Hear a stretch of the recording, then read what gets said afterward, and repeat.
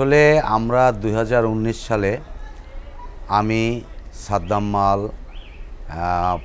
এবং আবু বক্কর আবির এবং সাগর আলমাস আমরা করোনাকালীন সময় আমরা কিন্তু নিজেরা সেই গ্রামে আমাদের কুয়াকাটা গ্রাম থেকে কিন্তু আমরা উঠে এসেছি। সেখান থেকে আমরা চিন্তা ভাবনা করলাম যে আমরা কিছু একটা করতে পারি, যে আমরা কিছু শর্ট ফিল্ম বানাবো। সেখান থেকে কিন্তু আমরা নিজেরা আস্তে আস্তে শর্ট ফিল্ম বানালাম, কিছু নাটক তৈরি করলাম, নাটিকা তৈরি করলাম। আমরা আস্তে আস্তে মানুষের কাছ থেকে কিন্তু ভালো সাড়া পেলাম।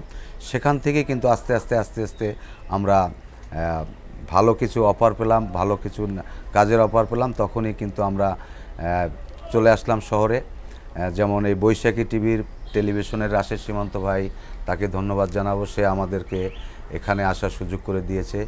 এবং আমি এনটিভিতেও কাজ করেছি এবং আরও কয়েকটা চ্যানেলে কাজ করেছি। তো আস্তে আস্তে আমাদের এই গল্পটা মূলত এরকমই, কিন্তু ছোটোবেলা থেকে আমরা থিয়েটার করতাম।